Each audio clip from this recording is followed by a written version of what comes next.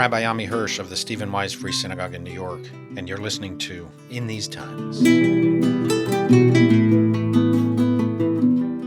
Eric Fingerhut oversees the Jewish Federations of North America, a continental network of Jewish communities with global reach that raises $3 billion in funds every year to address our most pressing issues. A former U.S. Congressman from Ohio and a leader in education, Eric bears the responsibility of supporting the Jewish people while working with partners both within the Jewish community and from without, who very often don't see eye to eye. Eric, welcome to In These Times. It's a pleasure to have you. Thank you, Rabbi. It's great to be with you. I'm very excited to talk to you. You have one of those key central positions in the Jewish community. But before I get into the actual work and the issues that are dominating in the Jewish community now, I wonder if you could just give us a bit about your own background. You served in Congress, you were in the general political realm, and eventually you made a transition into the Jewish community. So why don't you tell us what you did and why you made that transition? Well, the short version is that the one thing I did think I knew I wanted to be when I grew up was involved in government. I was always inspired by the issues and the people around me. Frankly, a large part of the Jewish community. I grew up in Cleveland, and there were a number of leaders who were involved both in the Jewish community and in government. And it just always inspired me. I actually got my start after law school. I came back to Cleveland and I managed the campaign of a young African-American state senator who was running for mayor of Cleveland in 1989. I ended up as his chief of staff and then was elected to the state senate and then to Congress, served there briefly, lost in 94, went back, served 8 more years in the state senate, was very involved in higher education. Along the way, I was president of my synagogue and, was involved on the board of the Federation, on the board of the local Hillel, but never really thought of it as a career. One day I got a call from Hillel, from a search committee, and this is one of my favorite professional stories, is they said the search committee had said that what they really need as the next leader of Hillel, we need somebody who maybe really understood universities because Hillel's on campus. Somebody else said, well, maybe we need somebody who could know us to raise money, maybe like somebody who'd been in Congress. The third one was somebody who'd been involved in the Jewish community, like knew their president of their synagogue or something. So they did a search. I was literally the only person in the entire country that fit the job description. So I had the great honor of being offered the leadership, being president and CEO of Hillel. It just was an exciting, and I felt a meaningful chance for me to merge my Jewish communal sense and responsibility with my experience in government and politics. And I did that for 6 years and then had the privilege of being asked to lead the Jewish Federations of North America. So here I am. As you were talking about the job description for Hillel, I was reminiscing about my own application here. I was nominated to submit my resume to the Stephen Wise Free Synagogue. I was selected, and afterwards they gave me a full report on what they were looking for, the qualities they were looking for, and they wanted everything and its opposite. They wanted somebody who was good with children. They wanted somebody who would not spend a lot of time with children but could preach well. They wanted somebody who could sit down and play guitar. They wanted somebody who wouldn't play guitar. They wanted a scholar. No, they wanted a people person. And so it was everything and its opposite. And so you're fulfilling it all. I remember my first sermon, I get up and I tell people, this is what you wanted. I don't even think Moses could have gotten this job. You were the only person in the world who really was suited for the job. And my job, I was a compromise because nobody in the world could have fulfilled that job. Just a moment on your Jewish background. So you said you never intended to... I didn't. I grew up in Cleveland. It's just a wonderful Jewish community. My grandfather, who I never knew, was an Orthodox rabbi. My mother was a twin, was the youngest of 12. And we had the full gamut in our family, from Orthodox to the most assimilated. I have 2 sisters. One is part of a Chabad community in California. That's my older sister. My younger sister is president of a Reform congregation in Wilmette, Illinois. And I was active in conservative synagogues and was president of a conservative synagogue. And I was so fortunate, Rabbi. I grew up in a community that provided every opportunity to learn, to go to Israel, to connect with youth groups. And I just had some of the best teachers and upbringing, and everything about it for me excited me. And it's always been a huge part of who I am and my identity. And so the chance that I have now to do this job, to work with all the elements of the Jewish community and help us fulfill our responsibilities in the world today is something that I feel really fortunate about. Well, on behalf of the Jewish community, I'm expressing our gratitude to you. And it's really amazing how many of our Jewish organizations actually find the best people from the Jewish community to lead the most important organizations. You just had a GA, a General Assembly. Was that your first assembly after COVID? How many people showed up, and was it exciting? Were people enthusiastic about being there? It was our first since COVID, and it was exciting. We actually did something unusual. We did it by invitation. We had the leaders of every Jewish community, every federation, the lay and professional, and we had the leaders, the lay and professional leaders of all the major Jewish organizations. And we said, this is a moment in our communal history when we really should take a look at what's on our collective agenda and how are we doing on that agenda. And frankly, what's likely to come? What can we predict about the coming year? We know we can't predict everything. I mean, a year ago, we didn't know there was going to be a war in Ukraine, but there's some things we know and that we can organize around. And we really wanted to make it a real working meeting, a real meeting where we rolled up our sleeves and took stock and planned together. And so I think it was a huge success for that reason. And there was the energy of being together. What is on the agenda for the Jewish community, and what do you anticipate coming down the pike?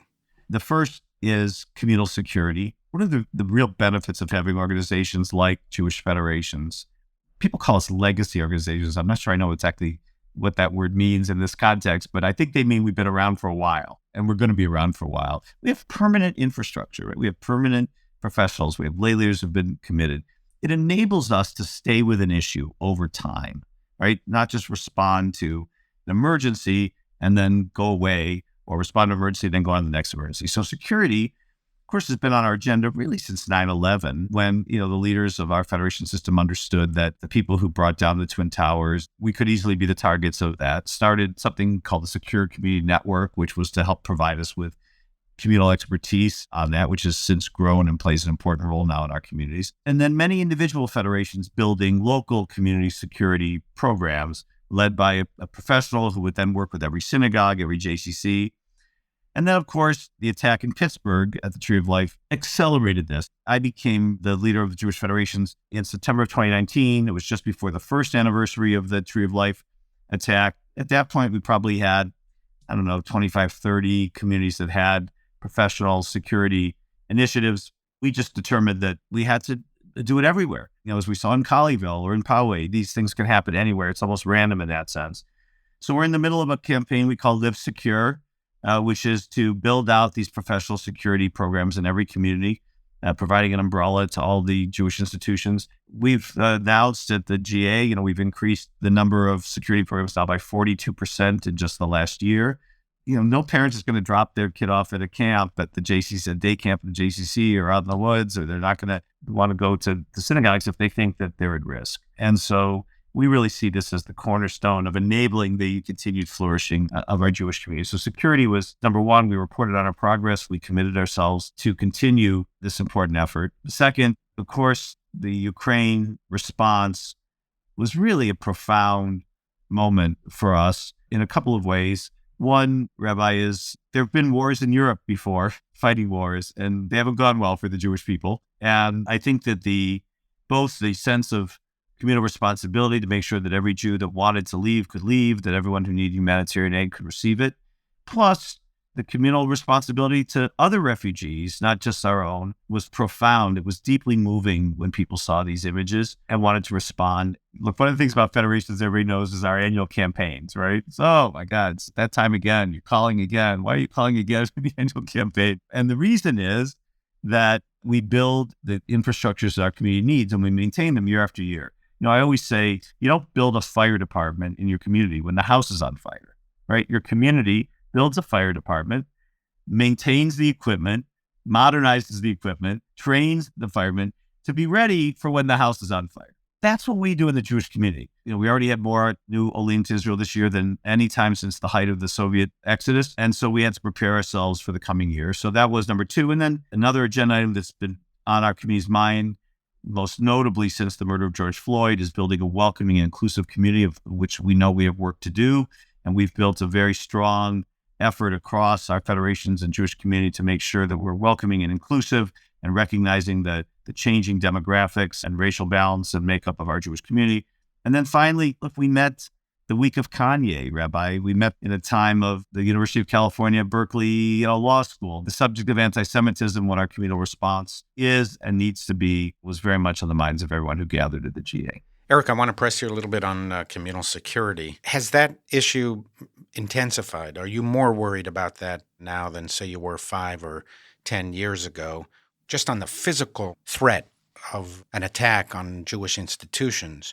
And then secondarily, I also want to press you on the issue of anti-Semitism and its impact on your work and on the Jewish community, but just specifically about the threats to Jewish institutions. Have you seen an uptick on that, and are you more concerned about it now than you were, say, 5 years ago? Yes and yes. I wish the answer wasn't so, but it is. And it's documented. I'm not the world's expert on the causes. I think I've become pretty knowledgeable about the responses that are needed, but certainly we know there are organized efforts on social media aimed at radicalizing people. And then what tends to happen is every time one of these incidents happens, they say it was a lone wolf.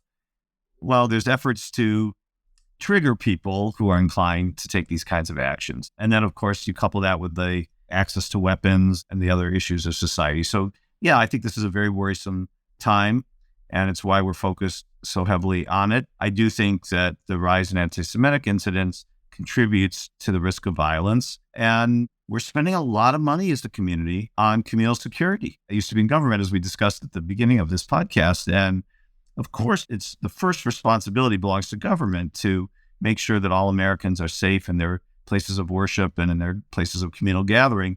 And we do work very closely with law enforcement. And also, we helped convince Congress to create the Nonprofit Security Grant Program. So government is our partner in this for sure, but we do know that we are a unique risk and we have to build up to it. On the subject of anti-Semitism, maybe I'll say two things. The first is that we've always been in the business of preventing, inoculating against, and then ultimately opposing anti-Semitism. We've typically done it at the local level.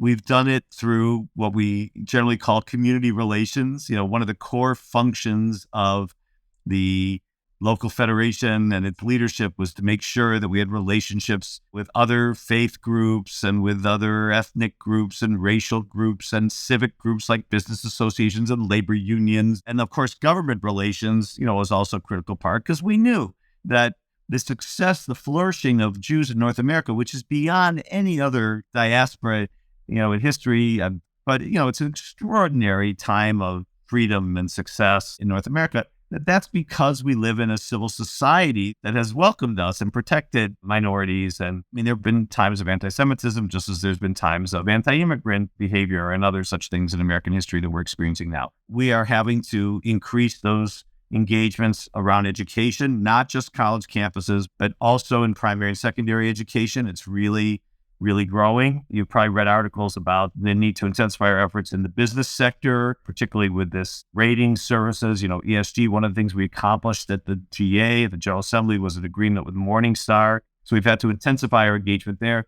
Plus the social media impact, which is the first place that most of our young adults and our children are getting their information, and the people who have these vast followings. And of course, we're making some progress. There are good efforts supported by many of our federations, including really yours in New York. The UJ Federation of New York is really leading in this area of experimenting and trying how to get influencers who see this danger and are using their broad bases of followers to communicate the right message of civility and tolerance. But social media is it's an influence in everything we do. And I dare say that we're reacting to it all the time. Look how fast Kanye goes viral, or Dave Chappelle Saturday Night goes viral, or any of these other things. It's very difficult to deal with that aspect. I noticed that when you listed the things you talked about at the GA, you didn't mention Israel, which doesn't mean it wasn't on the agenda, but was it prominent on the agenda? The federations send over a significant percentage of everything raised to Israel. Is Israel as prominent and as central now as it used to be for the agenda of the federations? It's a good and it's a fair question. One of the things that we wanted to do at this General Assembly, was to be really straight about what are the most important things we need to be working on right now. Look, Israel's a robust country with a thriving economy, one of the most successful among the Western economies over these last few years. And the good news is that while, of course, we're always going to help Jews in need anywhere in the world, there isn't the same sense of existential crisis that involves just dollars, right? Our commitment to Israel, the global Jewry, is firm and unshakable, and it's a cornerstone of our work. But this year, the priority was frankly outside of Israel, right? It was Ukraine and Russia. I didn't mention Ethiopia. We helped support the government decision to allow 3,000 more Ethiopians in. And then we helped raise the funds to bring those 3,000 to Israel. So we work closely with the government of Israel, but just the pure philanthropic side of it is not at the top of the agenda this very moment. We did provide important support after Operation Guardians of the Walls to victims of terror, mostly. So Israel was very much more of a partner in our discussions about how to address the challenges that we've been discussing. Israel's been taking a lead. The Jewish Agency has been taking a lead on security in other countries of the world. They don't need to do North America because we're here.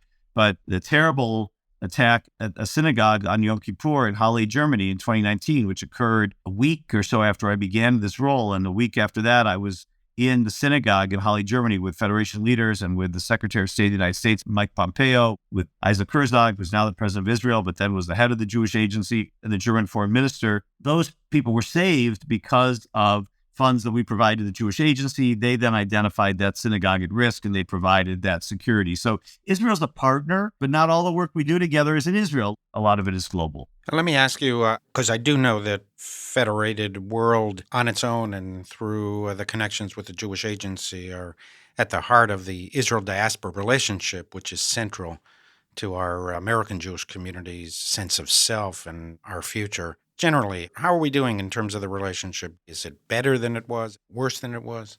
Look, overall, I think it's very strong. The truth is that our communities are in some ways closer together than ever before. First of all, we have families that cross the ocean. We have businesses, business partners, business dealings that cross the ocean. I also feel that we have challenges. Let's just get it out of the way. What we're trying to say to our friends in Israel is we're, of course, looking forward to working with this government. We've worked with every government of Israel for 74 years. We've worked with Prime Minister Netanyahu for 30 years as finance minister and as prime minister. We'll support things we can support. We'll oppose things we can oppose. But it is really important for them to know that in America's very divided political environment, that every bit of support from American society is important. Some of the statements that are made seem to contradict values that are deeply held here of inclusion and equality. But the last thing I want to say on this subject, we're two different cultures. We speak two different languages, and Israeli culture is dynamic and it's changing. The holidays, the way people observe Judaism, and a little bit, I have to say, I think we're a little frozen in time here in America. We're not up to speed on Israeli society the way we need to be. We're going to have our next GA in April in Israel, and it's to celebrate together the remarkable 75th anniversary of the independence of the State of Israel. And one of the reasons we're doing that is it's over Yom HaZikaron and Yom HaTzmaut, which, again, Rabbi, you know well, but most Americans don't realize how the Yoms are celebrated in Israel, the depths of feeling and emotion. And so our goal is going to be to actually integrate our leadership from North America in Israeli society at Yom HaZikaron. Go be with a family, spend time in a community, a family that lost a soldier in one of Israel's wars. Be in the community when they commemorate that, and then be in Israel at that moment when the transition occurs from Yom HaZikaron to Yom HaTzmaut. Experience that. We need to experience Israeli society and culture more. That's why we care so deeply about all the immersive experiences, sending our kids to Israel, because you really need to experience the vibrant and dynamic culture, not be frozen in a mindset of 67, 73, whatever it is here. Mm. You know the Democratic Party well. When you served in Congress, you were active in promoting the Israel-American bilateral relationship. Are you worried about some of the long-term trends in the Democratic Party, that elements of it seem to be distancing or turning away from Israel? I always am careful about this because I don't want to sound like an old fogey. I'm worried about our political culture in general. I am worried about our political debate and our political culture, but I'm worried about it, frankly, on both sides. Yes, indeed, on the left, the far left, the Democratic Party, the Squad, et cetera, you have these threats that you described. I want to say that I understand the controversies that surrounded AIPAC's decision to become involved in some of those Democratic primaries. But I got to tell you, if they hadn't done what they did, the squad would be twice as big. And when you go from 5 to 10 to 15 to 20, it starts to become a very material threat. So I'm grateful for their efforts in the Democratic primaries. Obviously, the extreme right of the Republican Party isn't good for the Jewish community in America either. The critical nature is that the center left to the center right hold. That's where we are in the federation system. I like to say we're between the 20-yard lines. We have to keep building and strengthening that center. What's worrisome is that people think that everybody has to be on their side of the 50-yard line. When I was in the Congress and state legislature as a Democrat, I served a total of 10 years in the Ohio Senate and then 2 years in the U.S. House. It was just taken for granted that if you wanted to be the governing coalition, you had people who had difference of opinions on big issues, abortion, guns. We had people in our coalition of our majority that held opposing views. That was a given. In fact, if you didn't want to do that, you were written off as someone who actually wasn't serious about governing. I hope that we can play a positive influence constantly. When we lobby, everything's bipartisan. We bring together people constantly from both sides. AIPAC does that, of course, on the U.S.-Israel relations, but we do it on all this other range of issues that Jewish federations are involved in. It's noticeable to me. I think the trigger for me was the election of President Trump, that something changed in the Jewish community, and we became almost as polarized as American society in general. And so it's very hard now to speak about anything or to reach common ground on many things in the Jewish community, because we, along with the rest of American society, seem to be pulled into more definitive kind of tribal camps. Are you finding that to be the case in the federation system itself? Is it more challenging to reach consensus on the professional and lay level at the federation world? I was going to say yes until you added that last clause. So yes, we are feeling it. Yes, we see it. We see some amount of decline in civility and willingness to work across. We always had federation leaders who were Republicans and always had federation leaders who were Democrats. So we do feel it. Federations hear from people with very aggressive criticisms of if we did this or we did that. But when you say it's hindering our ability to drive consensus on important issues, then I'm less willing to jump and say yes. Maybe it makes it a little harder, but we've been quite successful in helping people identify what the most critical issues are facing the Jewish community and why we need to work together on those issues. Some people think there are other things that should be on that agenda, right? And maybe one of the reasons that if there's a benefit of having somebody who used to be in politics in this job, I don't know if there is, but if there is, let me suggest that it might be that I know when somebody's being political and when they're not, right? So sometimes things that are being presented as if they're not political, they're just really, for the good of society and everybody should agree on, it really does have a political element to it. You mentioned you've been concerned more since the election of President Trump. Surely there's no question that roiled up our community in ways we'd never seen the likes of before. And he seems to enjoy it and keeps egging it on with his, comments about, Jews and Democrats and all that. But think about what we did during his administration. During the COVID period, we worked with the Trump administration and with the Congress on what I actually think is one of the most historic public policy decisions of the last few decades. After 9/11, after the real estate crash, after various other major historic moments, there was always a government bailout package, big government package that came in to help save the auto industry, save the real estate industry, save the travel industry, whatever, from collapse. And they were needed. But they never before had included the nonprofit sector, and especially the faith-based sector. When COVID happened, we knew there'd be a bailout package. It was obvious there was going to be. But we led the coalition, helped organize other faith groups and other nonprofits to say to the president and Congress that this is affecting every aspect of society. And the social service world, which is not, look, we're not a social democracy, right? Government doesn't provide all the social services in America. It's a partnership between government and the nonprofit sector. This entire infrastructure of social services was at risk, and the faith-based social service sector. And so that's how it became the case that this famous now PPP program, the Paycheck Protection Program, included nonprofits. And then we worked to make sure that the rules included faith-based organizations, including synagogues, JCCs, et cetera. And then we worked to make sure our community knew that and knew how to take advantage of it.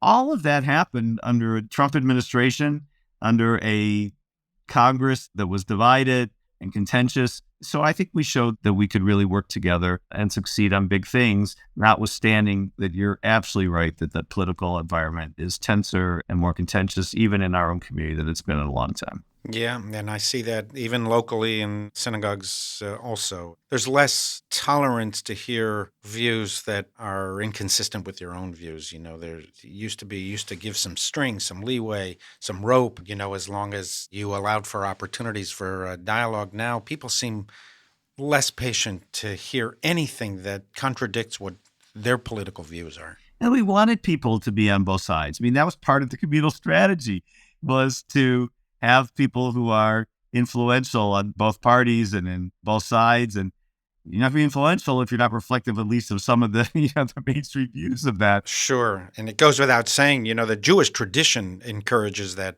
Our tradition is based upon, let's get into the argument so we can explore how to get closer to truth. That's what the whole system is built on. Of course. One of the things, maybe the thing that I found the most gratifying as a member of the state legislature in Ohio, and then briefly as a member of Congress, was working with people from completely different backgrounds than me and coming to understand how they held the views they held. Don't judge people till you've walked in their shoes, right?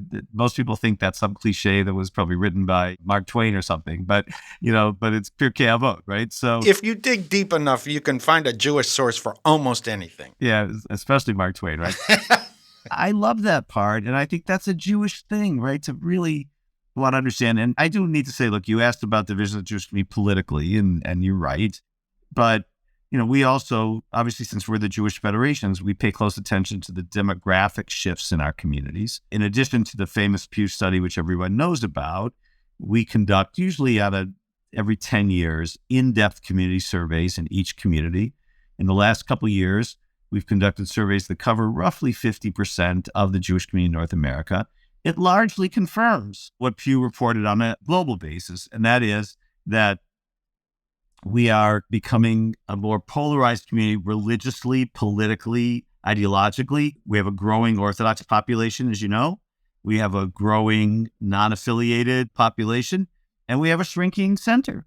That's the reality. And so why would that surprise us that it's harder to bring together people to discuss common issues? And one of the things we did at the GA, I mentioned about inclusiveness, is we had sessions about how do we bridge the secular Orthodox divide. How do we make sure that we're talking to each other, that we're working together on common grounds? How do we make sure that Orthodox Jews understand what are the values driving non-Orthodox Jews, and vice versa? Because we don't all. And of course, I'm sure you find yourself in your role, especially in the city you're in the middle of those very, very same conversations. You mentioned a couple of times you're engaged in the flourishing of Jewish life in the United States. I think, if I'm right, in total, the federation system raises about $3 billion a year, and working with the government raises many billions more for social service efforts. And that's then invested back in American Jewish life. Is Jewish life flourishing in North America? I think it is, but that doesn't mean we can't do better. I'm a glass half full person on this. When I was at Hillel and people would try to explain to me, well, you're never going to get this group, and there's 10% believe it are this and 40%. I said, you know what? There's only two groups of students, that those we've engaged and those we haven't engaged yet.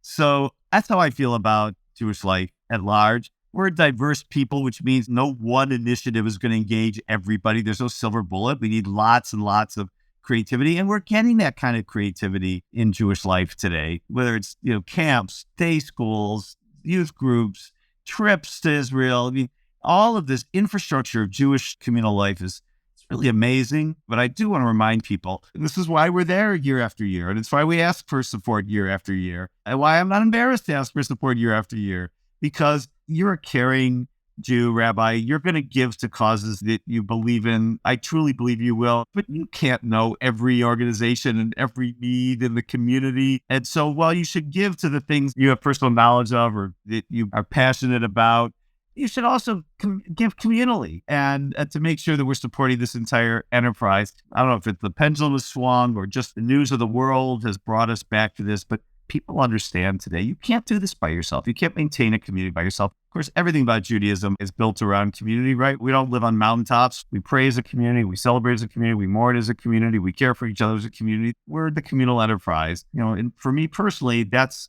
bringing this conversation full circle, so it brings me back to what drove my political careers, right? It's believing in the power of community to care for people. And then that ultimately led me to be a Jewish professional, because I think we're the epitome of a demonstration of why communal life is the essence of also a godly life and a holy life and a faithful life. I want to thank you, Eric, very much for spending the time with us. And on behalf of the Jewish community, we're grateful for all that you do and all that you will do. I do want to give a shout out for your own podcast that you'll be launching. Do you have a name for it yet? The glue. It's the glue that holds us together as a community. So for all of our listeners, keep your ears out for The Glue. It's launching soon, and I'm sure it'll be fascinating. Thank you very much, Eric. Thank you, Rabbi. Eric mentioned that among the Jewish community's highest priorities are the huge additional burdens of communal security and the dramatic increase in anti-Semitism. I think we often take for granted one of the central principles that Eric raised. That is, Jewish flourishing in America is the consequence of what Eric termed American civil society. We have thrived in this country not because we are more capable, more intelligent, more talented than other Jewish communities of the past or the present. It is not that we are so different. It is that America is different. America is an experiment unprecedented in human affairs, founded on an idea, freedom, and grounded in institutions that limit the power of government to restrict freedom. America proclaimed that all human beings are equally entitled to liberty. Liberty, not blood, race, religion, ethnicity, creed, social status, land, or inheritance. Liberty defines America. It is a Jewish idea. We wrote the first chapter of the right of peoples to be free, a right bestowed not by pharaohs, kings, or rulers, but by God. Thus says the Lord, the God of the Hebrews, how long will you refuse to humble yourself before me, Pharaoh? Let my people go. Most American Jews live here now because someone in our family in the past 4 or 5 generations fled persecution. They were drawn to this country like bees to a flower because they knew deep down at the core of their being that America is different. We are blessed to live in America. Our Jewish ancestors could not even dream of such a place. From the beginning, America offered a bargain to the Jews: fulfill the obligations of citizenship and receive the government's blessing and support. As the first president, George Washington, wrote in a famous letter to the synagogue in Newport, Rhode Island, happily the government of the United States, which gives to bigotry no sanction, to persecution no assistance, requires only that they who live under its protection should demean themselves as good citizens, in giving it on all occasions their effectual support. By and large, America has lived up to its promise to the Jews, and the Jews have lived up to our promise to America. As much as we have received, we have also made enormous contributions to America. It has not been perfect. There were periods of pervasive anti-Semitism, but never like European anti-Semitism. We do not live here with daily reminders of wholesale Jewish destruction or government discrimination, as do our counterparts in every significant Western European Jewish community. It is the spirit of liberty, tolerance, the promotion of human dignity and decency, the principle of equal moral worth of every individual, the ability to listen to those with whom we disagree, and the art of compromise. These have come under increased pressure in recent years, and along with it, inevitably as night follows day, increased animosity to Jews. In this troubling era of dramatically increasing anti-Semitism, did anyone think that an atmosphere of intolerance would bypass Jews? That we can mark the doorposts of our houses and have the angel of death pass over us? Did anyone think that threats and attacks against churches and mosques, that hatred of racial, religious, and ethnic minorities, that expressions of intolerance of sexual and gender diversity would not eventually lead to increased expressions and acts of hatred against Jews? Jews have felt so secure in America that many of us, in particular the younger generations, do not consider ourselves a minority group at all. We assume that anti-Semitism is a thing of the past. There is no past when it comes to anti-Semitism. There is only eternal vigilance. It is not primarily a question of whether any public figure is anti-Semitic. Rather, the question is, are we, wittingly or not, creating, permitting, or encouraging an atmosphere of intolerance, giving aid and comfort to Jew haters? And thus, we need to work hard to decrease polarization in American society, to reach out to the other side, and to resolve economic, social, cultural, and political disputes around the center, the 50-yard line, what Eric termed the center-right and the center-left. We need to compromise when we can and agree to disagree when we can't in order to prevent the extremes from gaining more power and influence and eventually undermining all that we hold dear about this country. First, because we love America. We love what she stands for. In many ways, she is still the last best hope of Earth. And second, as Eric emphasized, there is a direct connection between the country's well-being and the well-being of the country's Jews. In the mid-20th century, Republican presidential candidate Wendell Willkie said, "The cloak that binds America together is woven of strong yet delicate fabric. It serves to shelter alike the rich and the poor, the native and foreign-born, Jew and Gentile, black and white. Let no one tear it asunder, for we do not know where we shall find its likes again. The American fabric is strong yet delicate. Let no one tear it asunder. Nothing is permanent in human affairs. Everything changes. Everything human is fragile. We can never take for granted the American promise. We can never simply assume that the progress that has already been made will not be reversed under sustained attack. We need to be vigilant and proactive every day." Until next time, this is In These Times.